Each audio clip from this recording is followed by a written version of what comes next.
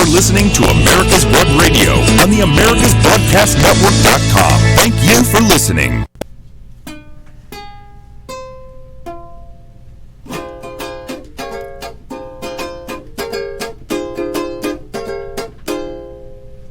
You're listening to America's Web Radio on the AmericasBroadcastNetwork.com. Thank you for listening. You guys updated on coronavirus, and I'll see you guys next time. I'm Scott. Good morning. Let's talk Venezuelans. Hello, my friends. Good morning, and welcome to America's Web Radio. We're glad to have you tuned in today. And her name is Lisa Noel Babbage. Yes. Hola, familia. Oh, okay. The first hour is in English, and the second hour is in Spanish. And I want you in the second hour because I know your district have a lot of Spanish people. And my Spanish is horrible. No, but we can translate. Don't worry about it. Okay. So Now, Babbage. Babbage is a very special name. Last name is very illustrious because the first modern computer, the first analog computer, was created by an English gentleman named Charles Babbage. That's during right. During the 19th century. And as far as I know, there is only one family Babbage in the world. yes. That is correct. That is correct. Yes. So, who was Charles Babbage for you? So he is my great, great, great, great grandfather. I like to call him Charlie, just for fun. Okay. And yes, his my grandfather. He is my grandfather's grandfather. Okay, so here is a piece of the original computer. Right. He was a mathematician, as far as I remember. Philosopher, Okay, inventor, mathematician. Okay, and here's his image. That's So, when he was a young whippersnapper over at Cambridge. He and his bedfellows, he had 3 friends, and the 4 of them came up with the term scientists and decided to use science to benefit the average person. And so they took all of their inventions, all of their thoughts, and they started building up the lower economic class in Victorian England that nobody cared about. So it's a great lineage. and excuse me, but how a Babbage landed in Atlanta. Gwinnett, in Atlanta? So, okay, that's a funny story. Are we going there? So, Yes. Okay. So it's Babbage for all of my American friends, like cabbage, but with a B. What happened is my grandfather, so the grandson of this inventor, was a priest. In his native Australia, no one was doing anything about the, I just lost my words, but anything about the Aboriginal population and the injustices that were happening there. So he heard about this man in Atlanta, Georgia, who was doing something about the injustices that were affecting people of color in the United States. Mm-hmm. And he decided to come over here, make an appeal to that young man, who we know as Martin Luther King Jr., and decided to march with him, work with him, teach at Columbia Seminary, bring his entire family over here, and start a new tradition of helping people of color. And they happened to move right into the heart of the ghetto, because that's where all the fray was taking place, in Old Fourth Ward in Atlanta, and that's where my mother lived, in a government housing project. She and my father actually met her freshman year at Georgia State. How beautiful story. My goodness. It's around the world in 80 days is what it is. From Australia to Atlanta in 2 months. and my father, who is a legal resident, but he's still not an American citizen. He still has his Australian citizenship. I have dual citizenship, but it is something that they took part in as a family. And I love that, because only in America would a foreign, and even though they spoke quote unquote English, no one in Georgia at that time in the 1960s called it English. They considered them very much to be foreigners. Mm-hmm. And only in America would a family come over, and families, just all 3 of us are part of that heritage, where people have come to this country to do the impossible, which is lift every boat. So, it's a thrill. Wow. Wow. Any questions, David? Well, okay, let me just add to it, which is kind of funny. So my grandfather was an Episcopal priest. That whole line is basically Episcopal. My mother's family was raised Catholic. And so even though to an outsider that's the same thing, but to them not so much. No, not so much. So my grandmother on my father's side didn't like that my mother was a Catholic. It wasn't that she was black. It was that she was a Catholic. Okay. And then my grandmother on my mother's side didn't oppose their marriage because my father was white. She opposed it because he was an Episcopal. Oh my! And so their mixed marriage was not based on skin color, but it was based on religion Character. how much communion wine we drink is what it was based on. So I think that's a hilarious point. So let's see this human facet of you. You're a teacher. I am. And an author. Yes. And a mother. And a grandmother. And a grandmother. Yes. My grandson is almost 1. Oh my. Oh. And you know what? That is one of the greatest things that's happened to me with COVID is because we are locked in the same room. I get to play with my grandson. And he can be in my office. You get to know your family back again. Very well.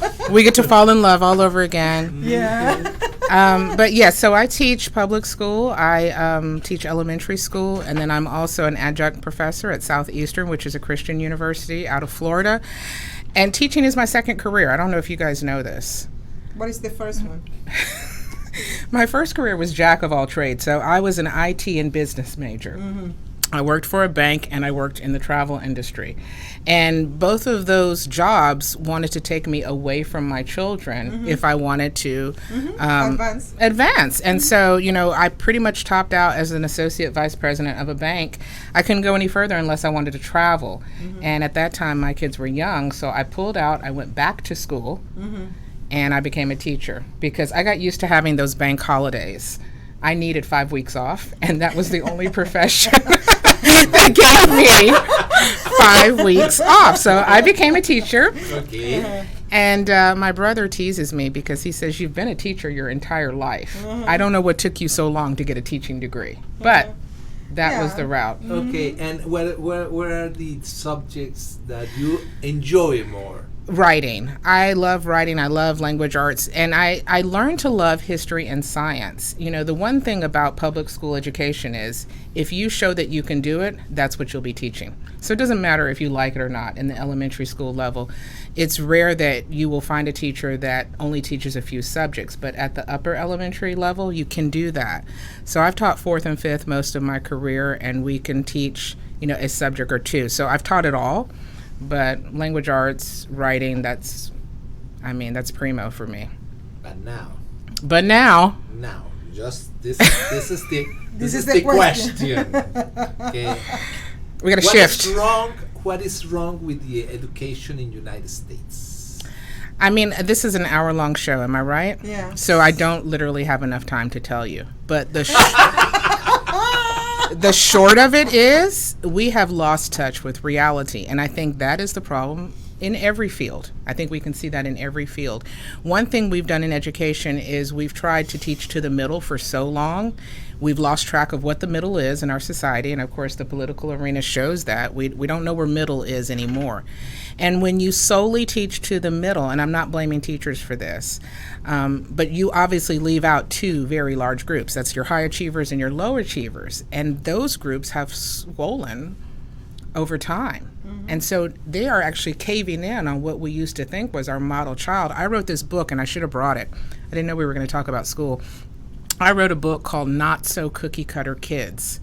And so if you think about a cookie cutter, when you make cookies at home, they're all stamped the same size. We don't have those children in our classrooms. So we have failed because we are still teaching as if they are cookie cutters, but they're not.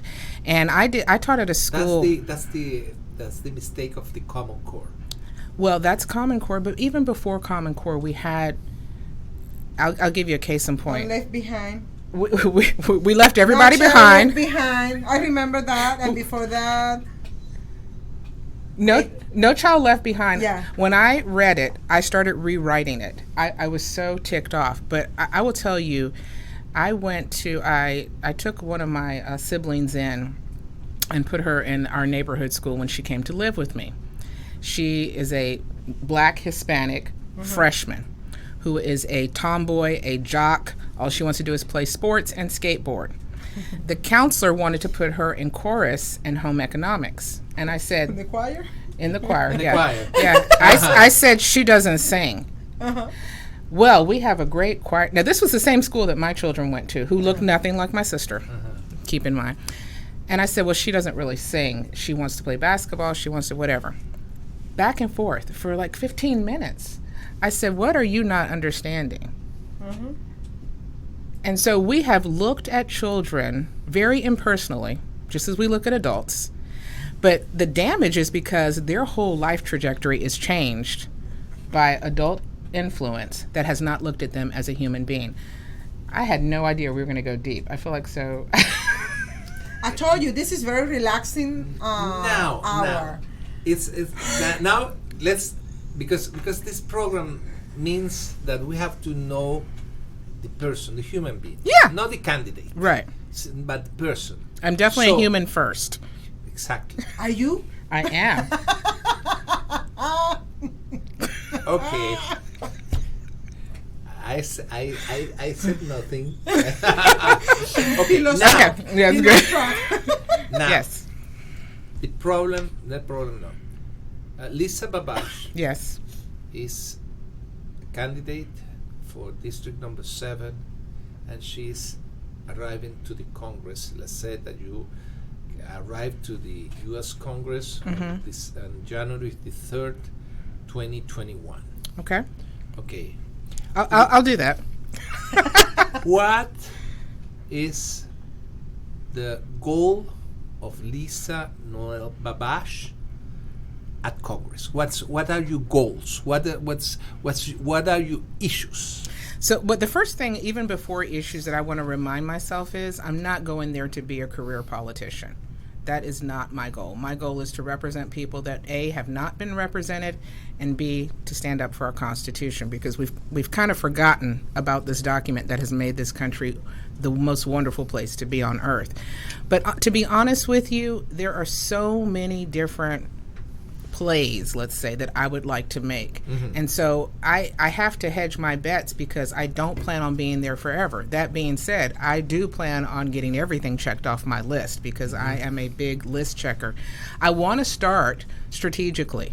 Okay. I want to start with, now, first of all, my whole motto is about having a clearer vision of being pro-God, pro-America, and pro-life. So those are my heart issues, and as our Constitution pertains to those things. But I want to start with a win for this country, and I believe infrastructure is the way to do that.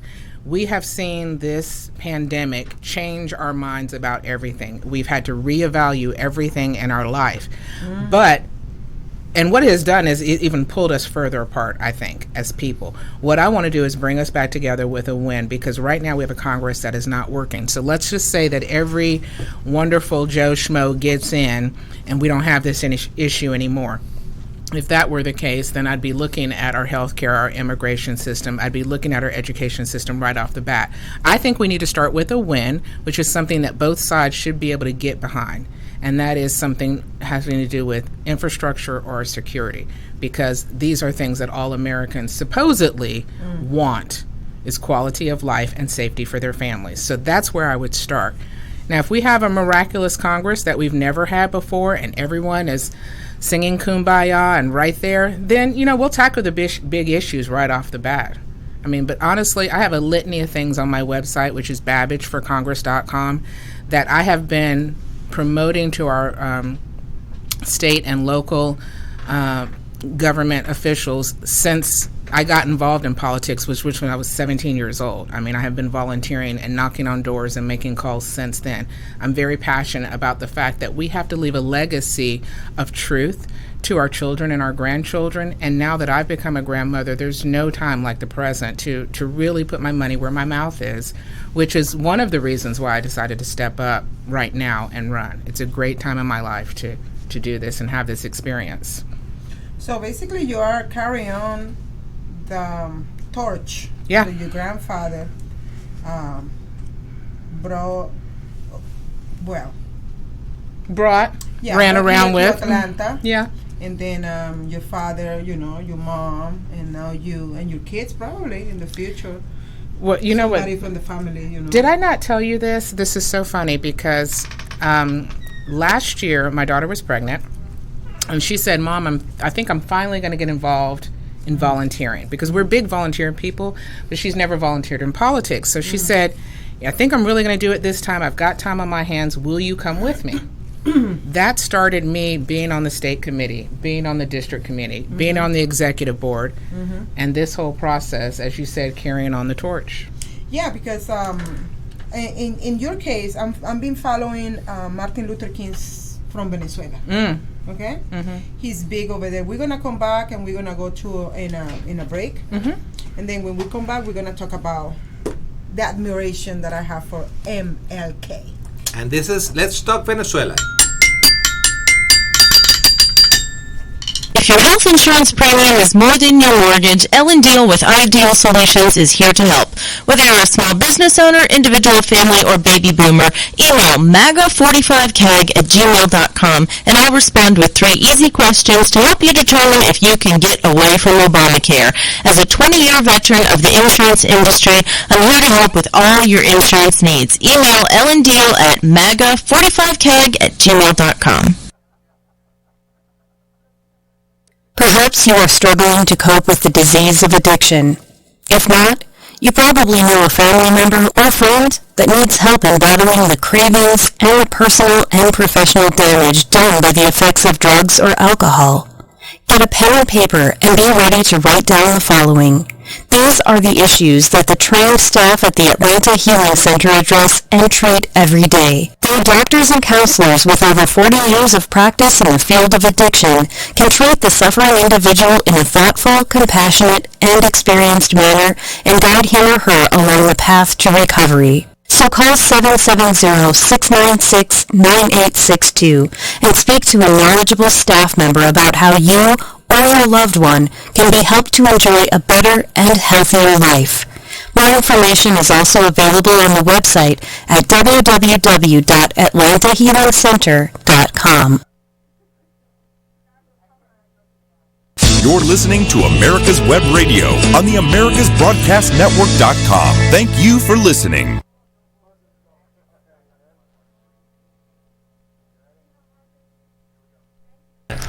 Okay.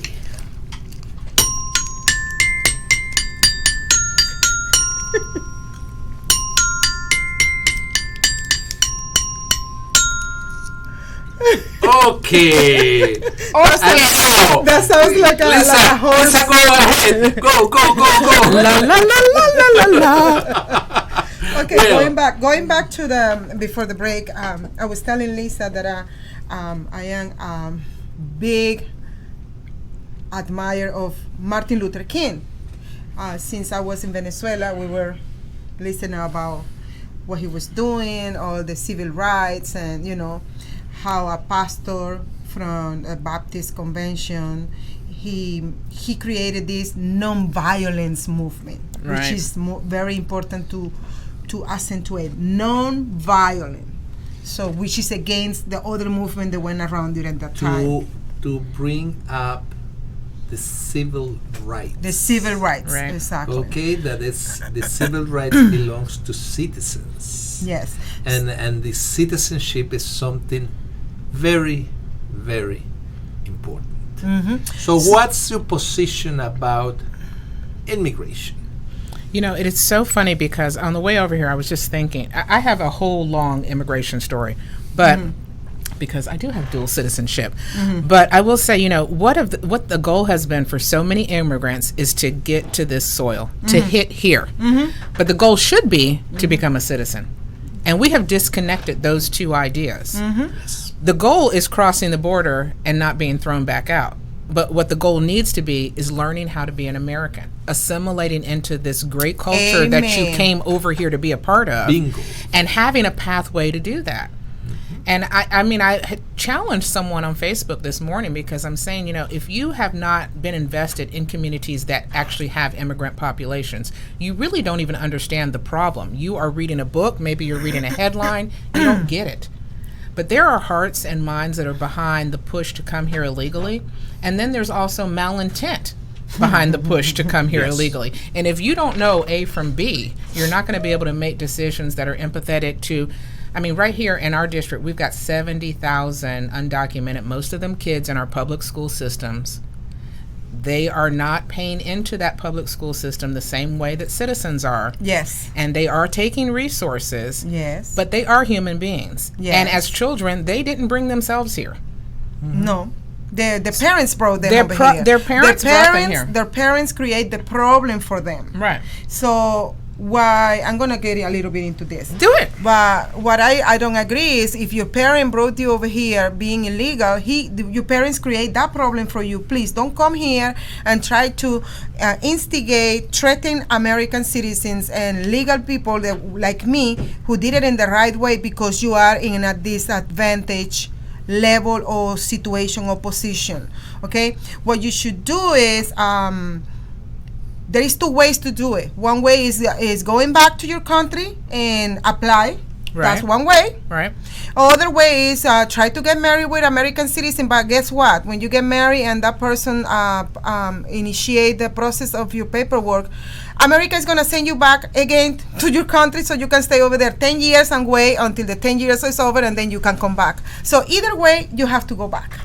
You know, that's almost exactly what happened with my stepfather. Oh.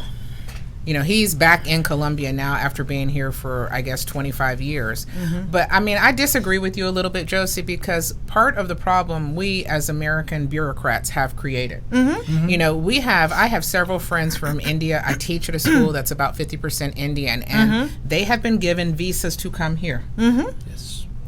The backlog coming from that particular country for tech jobs specifically has created a stalemate in our immigration process. And these kids and their families are caught, they have no chance to assimilate because they got to go back home every 6 to 9 months, re-enter the country, and they are in this 7 to 14, I know someone who's been here for 14 years trying to become a citizen, but because she is in tech and she's Indian, she has to wait.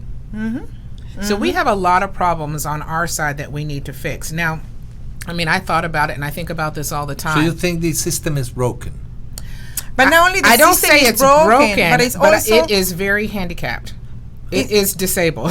I mean, it's also because why our kids, our children, are not filling up those jobs. Why do they have to bring people from other countries? I was talking about the system. It's because it's a cycle. Exactly. It's a cycle. So when you break one cycle in this field, it automatically domino effect to another field. That is my whole point. What's going on. So in India, for example, every country gets so many visas for so many jobs. When countries, let's say Somalia has 15 tech, but they don't have 15 tech people who want to come here. Those visas are given to other countries. India, places like India, China, whomever, they suck up all those visas, which creates that backlog. So we are actually contributing to our own immigration problem. And we're not even taking the time, as you said, the school system. Again, it's not always teachers. People think teachers close that door and they do whatever they want to do, or they teach everything that's right. Well, we can't. We are constantly being evaluated. We're constantly being charged to teach to standards we had no voice in creating. And most of those objectives that we have to check off on our list in a calendar year, A, can't be done in the time allotted, and B, the bureaucrats who have written these rules for educators have left out civics 100%. So, you know, you're assimilated into, you're a patriot. Where are the patriots coming from in this next generation? We cannot throw a stone and find one. Very few and far between. And this is bringing us to another subject. Okay. Okay. Well, because you are both candidates. Yes. And this lady receives already some threats from the Antifas. I want to hear about it. They're calling me white supremacist. I can tell by looking at you. One of my followers told the guy, dude, you need prescription glasses. And then I said, you need laser surgery in your eyes. What you should do a commercial, and you should say, they called me a white supremacist. Take off your glasses and hand it out to the screen. You can use mine, since you obviously need a pair. Yeah, I received. But the thing is that this movement, the Antifas, is very violent. Oh yeah. So we have to consider this threat very seriously. It's not something like it's a joke. No, it's something very serious. And these guys brought an institution named the Southern Poverty Law Center. Center. And I said, okay, let me see who these guys are. Right. Okay, and I checked them, and I sent them a request, and I asked them only this question: is the Antifa movement a hate group? Because they now have a list of 36 organizations of hate groups in Georgia. in 36. Georgia. Okay, and one of the groups is the USA Patriots. Okay, and they invite Johsie last Saturday to bring a speech with the candidate, the senator. What's the name of? Derek Grayson. Okay. He went over there too. So the picture is very funny because you can see The white supremacists. the white supremacists in the picture. Okay, and I asked them, and they reply, and they said the following thing. Read it, please. So here, Yes. Good morning. Thank you for writing in and for sharing your concerns about Antifa, short for anti-fascist.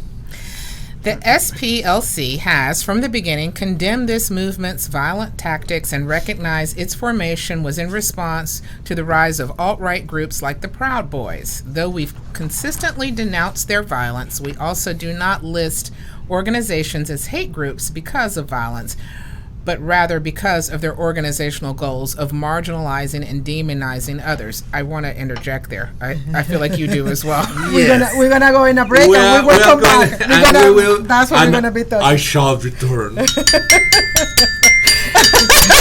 This is David Donaldson with the Atlanta Healing Center, conveniently located in Lawrenceville, Georgia. At IHC, your success is our goal. Addiction recovery is about more than just not using. It's about becoming a whole person and addressing all aspects of your physical, psychological, and social needs. Please call us at 770-696-9862, or you can reach us on the web at www.atlantahealingcenter.com. The disease of addiction is a life-altering challenge, not just for the person suffering its effects, but also for the family and friends who support and love the one caught in its grasp. What should be the course of treatment? Who is the best person to write a treatment? And what is the best place to go for the care that is needed? We know that you want answers to these and many more questions. Call 770-696-9862 and speak to a representative of the Atlanta Healing Center. We can tailor a program specifically designed to address the needs of the person suffering with an addiction, or give you guidance as to where that help may be found. Information is the key, and the trained staff at AHC is here to assist. If you wish, you can also get more information on the website located at www.atlantahealingcenter.com. Whether cruising a strip in a 57 Chevy or taking the family on a vacation in a 71 Oldsmobile Vista Cruiser, you need to tune in to Classic Cars with Steve Ronaldo and Jim Weber every Saturday from 8 to 9 a.m. on americaswebradio.com. You're listening to America's Web Radio on the americasbroadcastnetwork.com. Thank you for listening. Oh, okay.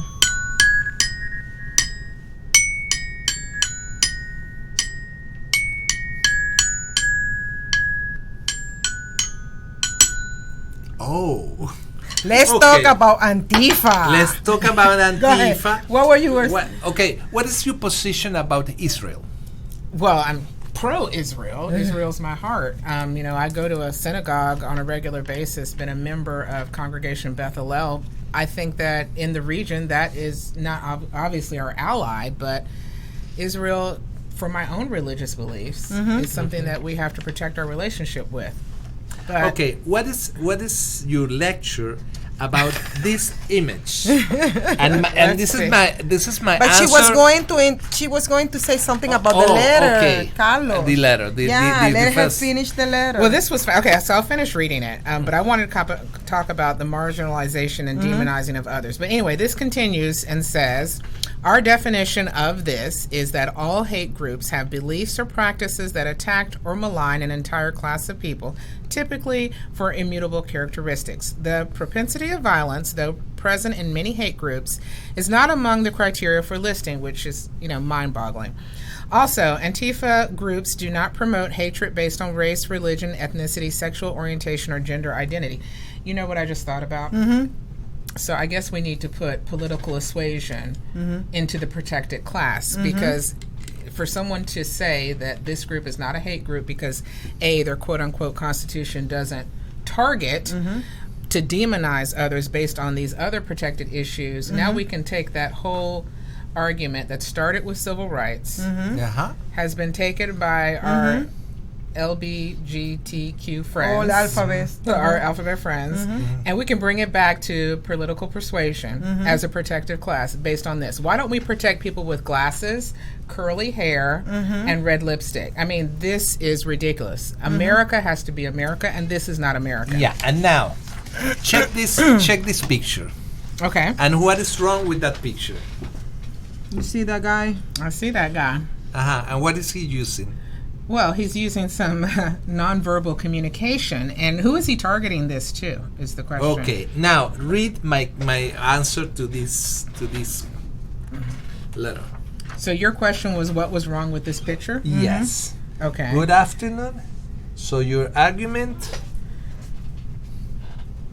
And so their response is what they've already given to you. Yes. Their response is that these groups do not attack a particular class of people. I disagree. I mean, they attack but the picture patriots. tells you. But the whole picture tells you a lot. That tells you something. Read it, because that's what I'm telling them.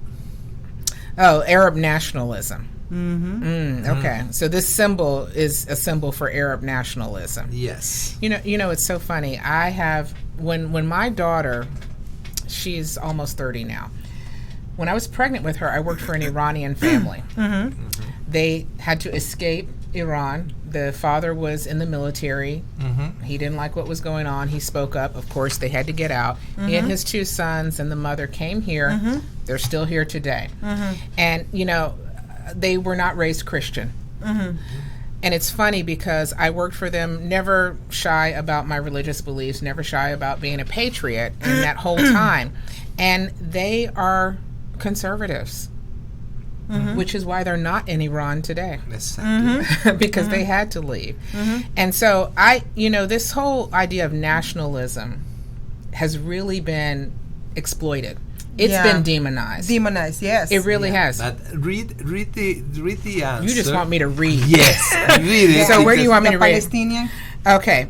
This has become a symbol for Arab nationalism in the actual state of Israel, dating back to the Arab Revolt of 1929 during the British Mandate era, which began with the Hebron massacre. My sister went to Hebron, August 24th, 1929. Who was the leader of that revolt? Mohammed Amin al-Husseini, who allied himself to Adolf Hitler, and his ideologue, the Final Solution, during World War II, and founder of the PLO. Well, we know that Hitler's playbook, I'm not reading anymore, Hitler's playbook came and was, I'm actually doing a book on that part of it. It's been used in every single country, and Antifa is using it here. Bingo. Yeah. Yes. And you know what? I know we're not taking this as a joke, but honestly, count it as a compliment. Yes. That they came after you, because they obviously think you're a threat to their fascist ideals. When they take their time. Yes. Thinking, okay, we're going to attack this one. Right. Probably because she's the weakest link of the group. or because she's the woman, or no, or probably because But she's strong. she's pro-Israel. Yeah. She wants the U.S. embassy in Jerusalem, the capital of Israel, and she represents something that we hate. Exactly. And so they are a hate group. They are a hate group. Right. Yeah. But and it's do not you know- based on her skin color or gender, No. which are the protective classes. Yes. Yeah, but But they hate you also. Oh, I know. Where's my attack, Antifa? I'm not on Twitter enough, so I'm always like, I'm not even on social media enough. So if I'm attacked, I'll know about it next week. Maybe it's going to take me a minute to get caught up with you. But, yeah. Well, this Saturday coming, the Patriots are going to be rallying in Dahlonega from 10 o'clock to 4 o'clock in the afternoon. They're going to be doing some. You want to come and speak on there, they are welcome you. I mean, anywhere who is Patriot, you want to go ahead, and they give you a space and you can talk. Okay. They're inviting everybody who's Patriot. Wow. Well, we have a big rally on Monday, too, in Loganville. So a bunch of Patriots are going to be there. That's the thing. When they rally, we've got to rally, too. We cannot sit on our duff as patriots. We think about the founding of this country and what it took. These men and women sacrificed time with their children. They sacrificed Monday night TV just to make sure that what they were leaving was a legacy for this nation, for those who have fought and died. Thank you to all the veterans, for our children and our grandchildren. And this generation right now, with all of our technology, with all of our access to everything, we have got to stand up and fight just as... Yes. Now, do you think... Are you going to let me talk? No. I'm going to fight with you. Look, now it's my turn. Okay. He doesn't let me talk, man.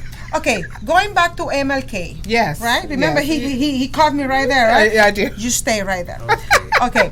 With MLK, I am a Venezuelan descendant, right? I am a legal immigrant. I became American, and I hit the books very hard to find out how America is, and I assimilated. So every time that I was in Florida and reading and learning everything about how to become an American, how to become a citizen. The figure of Martin Luther King always in my mind, always on my mind, always on my mind. So miraculously, the Lord brought me over here to Georgia for very difficult situation that I went through, family and personal. So I am here 5 years ago, and having the blessing to meet Mama Lanel, to meet Alvira King, to meet Vivian Childs, to meet you, to meet, all these black ladies who are patriots. Right. Who are women of the Lord, and everybody is rallying together to see what we can do to save not only the state of Georgia, but to save the nation, okay? And we are trying to get elected to this position, always thinking, in my case, it's always thinking, how can I help District number 4, which is 60-something% black, and they are being neglected, abused, and overlooked. Right. So it's very how can I say it? This man who is black, who is the incumbent, his advocacy is for the illegal people in the district, and me, who are legal Latino, I am advocating for the black in the district. Very ironic. Thank you. I mean, it's amazing that we've seen. Okay, so shameless plug. I wrote a book, The Black History Bible, and basically what I'm talking about is just what Johsie has described. You have a group of people who have been systematically marginalized for their vote by the Democrat Party for longer than all three of us have been alive. And, Johsie can say firsthand she knows what it's like because she saw a wave come through her country, for example. There are many first and second generation immigrants who know exactly what is happening to black people. Yet we have a black leader, quote unquote civil rights leader. I call them the the gatekeeper of hell. That's how I call them. They are gatekeepers. And you know what is so sad? I mean, it breaks my heart that I actually taught some kids from his district. And I cleaned up. Were you there at the cleanup last week? Okay, so so we cleaned up. That was the neighborhood. Yeah, that's his district. That's his district, and I taught. That's my district. That's right. That's my your district. My district. And I taught right across the street at one of the elementary schools right behind where we were cleaning up. Was he there? He wasn't there. No. Has anyone been there? No. You know, these people are elected for generation upon generation, and they feel like they are entitled. This establishment has got to die, and if they have to die by a brutal killing at the polls, so be it. But this cannot go on. And for someone like yourself to have to step in. Yes, because when I was trying to get into the political arena, I always was asking, does anybody wants to do it from the district? I gotta tell you this. This is so funny. This has totally slipped my mind till just now. But, you know, in my field, we have a lot of, you know, folks who have stepped up to throw their name out there and do the work that needs to be done. And I made these plans long before our congressman announced his retirement. But someone in our party suggested to me to go to the 4th because we don't have anyone over there. And I said I would if we didn't need someone here. But the fact is, my own community, I must tend to first. That's something that America has not always done. America sometimes wants to go jump in everyone else's mix before they know what's happening, and yet we leave victims right here at home, like in the 4th District. And I mean, Johsie, you are like a godsend to the people over there who need someone compassionate enough to stand up for their rights. Because they are being left. Because you can see American going and liberate and for other countries and other, you know, other people in other countries and fighting, but nobody wants to go to District Number 4 and help out these people. And liberate the black people there. Help our people, our brothers and sisters, the black community, the Latino, because there is a lot of white, black, Asian, there's everybody in that district because it's a metropolitan area. Is left behind with the infrastructure because there is no sewer system. There is up to date. My niece still lives in that community, and I really had to look long and hard. Was it possible for me to move? Because I do believe that if I have roots in a community, I want to start by supporting that community first and then work my way out. And it's amazing to me because I still donate food in that area, you know, through my food ministry. And it's amazing to me that we've been hard pressed to get anybody. And there's other districts. It's not just yours. I mean, District Number 5 is in the same boat. Oh yeah. District 2. District 2. 13. It's ridiculous. Yes. It is absolutely ridiculous. And I'm just glad that I know you. I'm glad you're doing what you're doing. We need more people like you. And I'm glad that, you know, we've been praying every week pretty much. And I don't believe those prayers are not going to go availed. No, and we'll be back after these messages. Quick Stakes. That's QUIK Stakes are not just for surveyors. They are great for family and community gardens. Go online to www.quickstake.com or contact your local land surveying supply dealer and get you a box of Quick Stakes. You'll love them every year when you plant your garden. Again, that's Quick Stakes, QUIK Stakes, the truly preferred way to stake and identify what's in your garden now. Hello, I'm Dr. Mike Karuchak. Have you ever wondered what doctors talk about amongst themselves? If you do, join us on the Doctor's Lounge and hear the doctors' conversations amongst themselves. Join me and my co-host, Dr. Hal Schertz, every Thursday morning, 8 to 9 a.m. Perhaps you are struggling to cope with the disease of addiction. If not, you probably know a family member or friend that needs help in battling the cravings and the personal and professional damage done by the effects of drugs or alcohol. Get a pen and paper and be ready to write down the following. These are the issues that the trained staff at the Atlanta Healing Center address and treat every day. Their doctors and counselors with over 40 years of practice in the field of addiction can treat the suffering individual in a thoughtful, compassionate, and experienced manner and guide him or her along the path to recovery. So call 770-696-9862 and speak to a knowledgeable staff member about how you or your loved one can be helped to enjoy a better and healthier life. More information is also available on the website at www.atlantahealingcenter.com. You're listening to America's Web Radio on the AmericasBroadcastNetwork.com. Thank you for listening.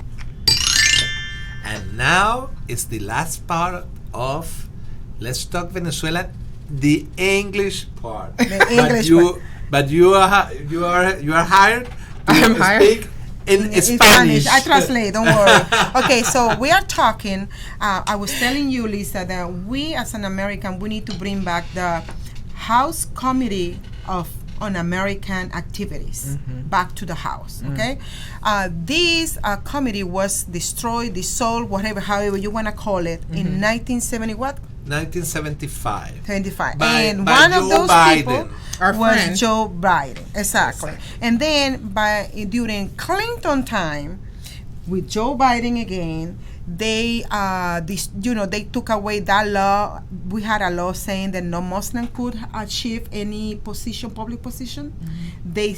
They get rid of that too. So Joe Biden was there in 70-something with Clinton, and look where we are now. We're having this problem in the House with representatives that are trying to destroy our Constitution, our way of living. They are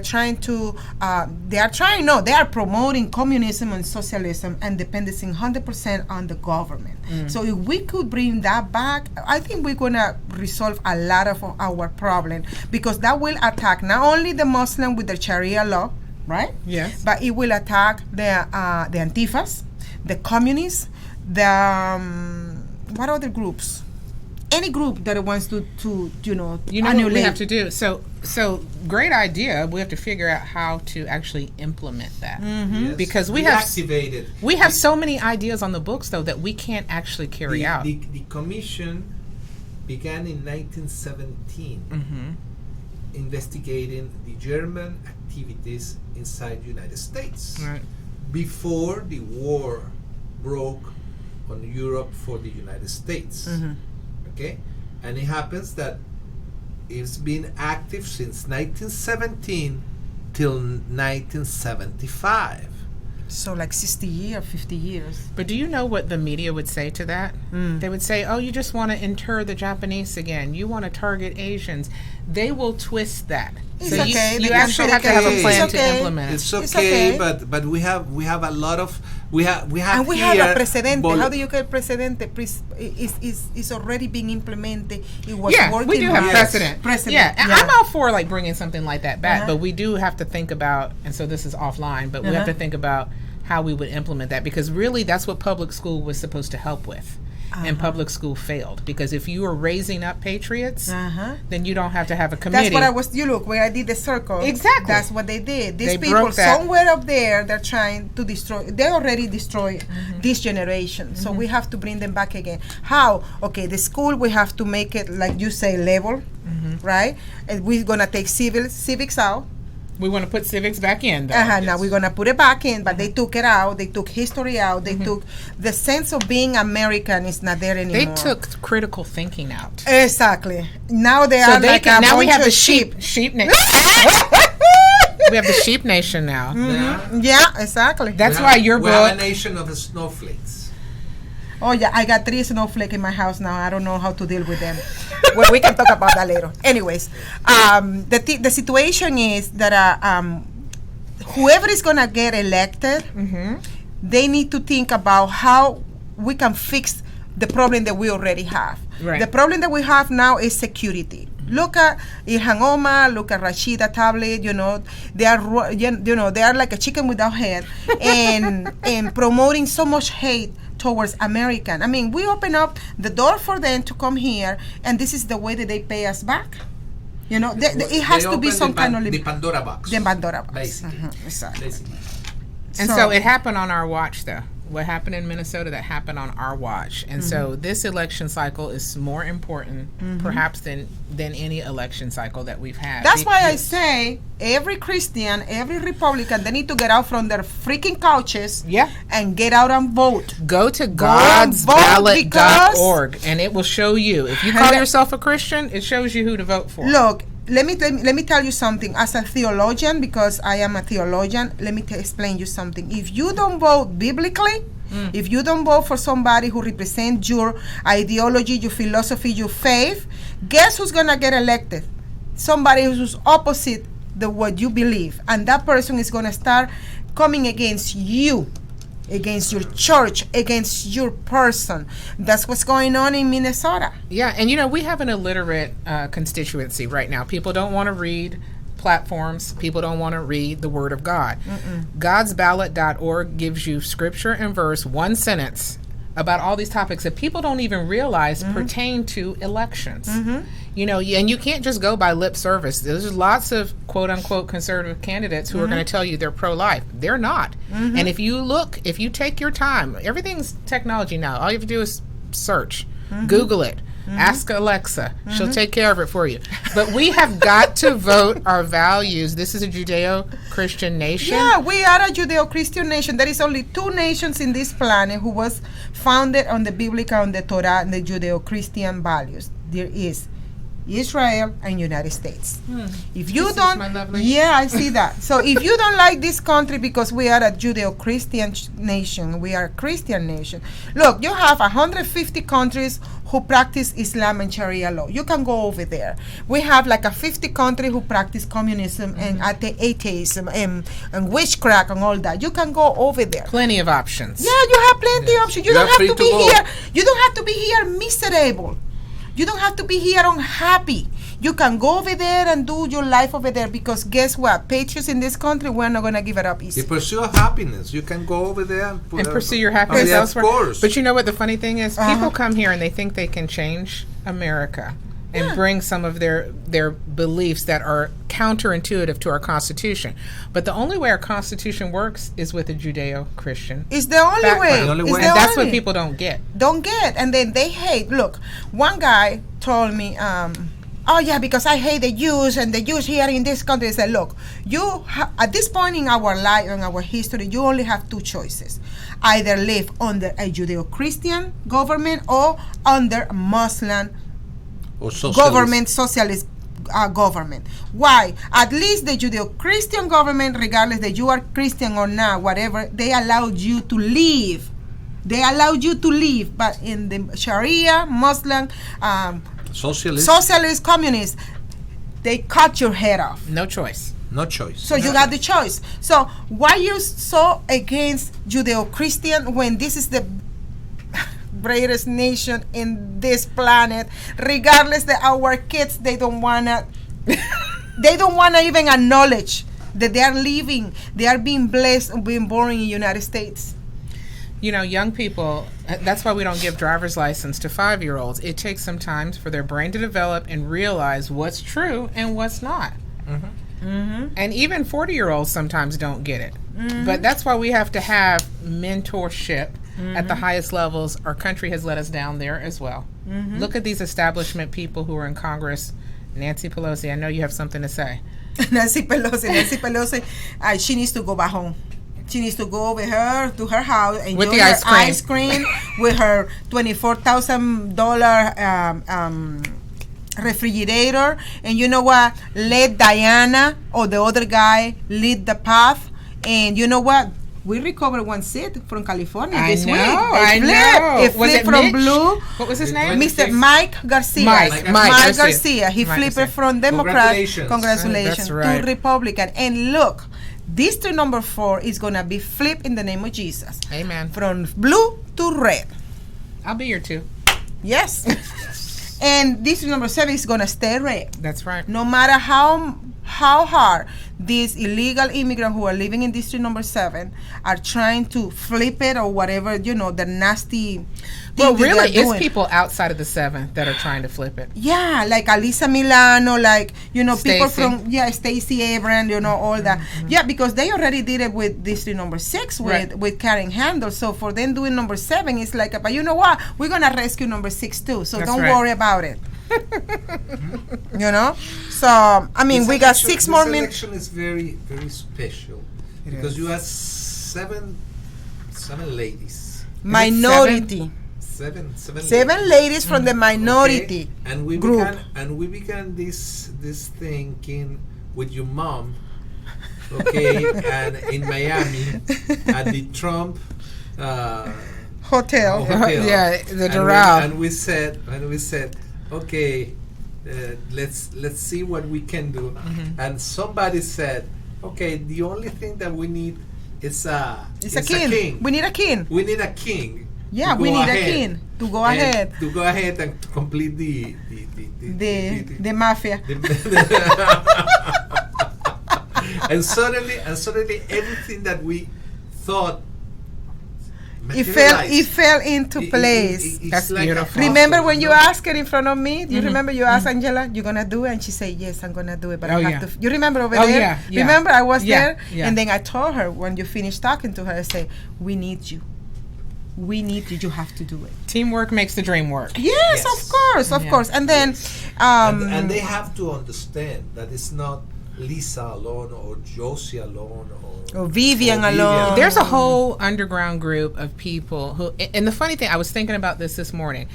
The polls showed that President Trump was going to lose. I went to bed early. I knew he had it.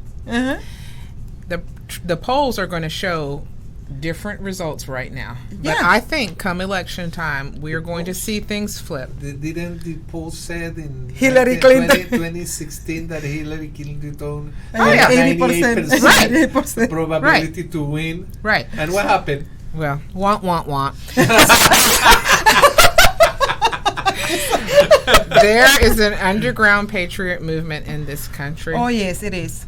That is spreading like wildfire. And it don't have nothing to do with color or skin. No, it's the silent majority. It's the silent majority who are tired of the same people who will sell us out to China, sold us out to Ukraine, sold us out to other countries. Look, now the most interesting thing here is that the movement is not politicians. No, they are citizens. They're citizens. I just spoke to the Hispanic Chamber 2 days ago, and this was their second interview with me. They're asking me tough questions about immigration because we know that most Hispanics are God-fearing people who are conservatives. Their focus is their family. They don't like what's happening here. They have fled here for that very reason. So many of them really are Republicans. They just need to vote Republican. They don't know it. Right. They are Republican, but they don't know it. That's what's going on with the Latino community. Right. You know, and then having Telemundo, Univision, all these channels, they brainwash them. But you know what? We got 1 more minute to go, and we're gonna be leaving the English part. I invite you to stay for the next one. Okay. I can translate, and we can have fun. And then I want you to approach the Spanish people. Spanish is better than her English. That's horrible. He is Carlos, please. So it was a pleasure to have you here, Lisa. Thank you, Johsie. Next week we're gonna have Cesar Gonzalez, who is running for District Number 8. Nice. Yeah, he's a Cuban descendant, and he's going against Hicks, the lady Hicks. It's too Republican. So I invite him to come next Thursday, and he's gonna be here. And he speaks English and Spanish, so it will be. It'll be Spanglish. Spanglish, yeah. Yes. Yeah. Like and you know, I hope that everybody else can come too. You know, like we're inviting a lot of people, but none of them show up. But, you know, then hopefully Michael can make it, and Paulette can make it, and Vivian can make it. You know, everybody and this can make is it. the end of the show. Yes. Whether cruising the strip in a '57 Chevy or taking the